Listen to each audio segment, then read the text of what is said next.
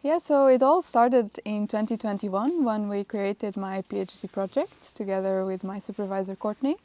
We wanted to explore non-invasive techniques to sample whales, and one of them that no one was really doing in Norway was blow sampling.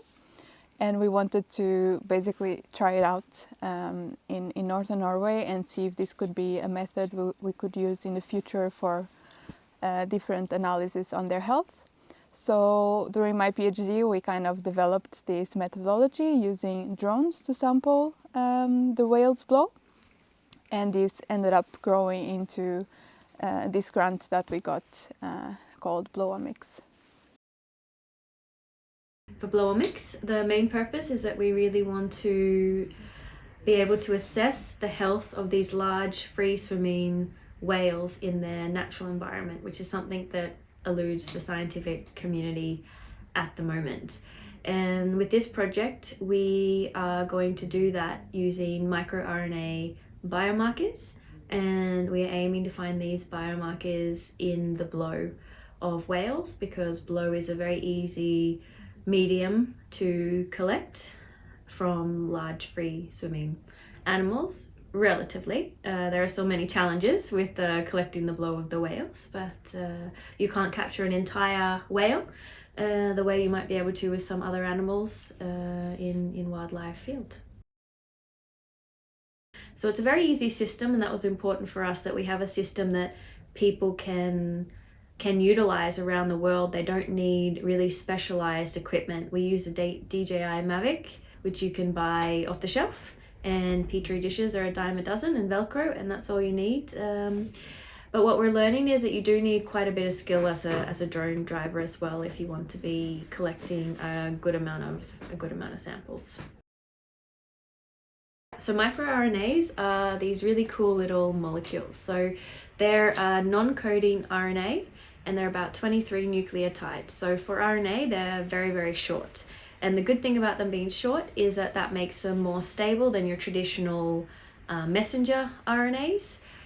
So it's easier to collect because they don't degrade as fast. They're stable in a lot of different fluids.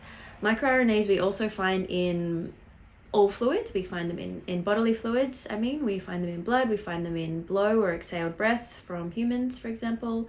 You can find them in all different organs. So they're a really good biomarker there. And the function they have in the body, the reason they're there is they are, as I said, they're non-coding RNAs, and they silence gene expression. So in that way, they are modulating biological processes in your body. Really, there's not much being done on microRNAs in whales so far, which is one reason we're starting this project. There's maybe 3 publications in the literature, and one of them has actually linked microRNAs in captive dolphins to tissue damage. We have been working in microRNAs in other species of wildlife, in peregrine falcon, in fish, shorebirds, seabirds, and we have been able to link certain microRNAs to certain health states like virus infection, pollutant exposure, things like this.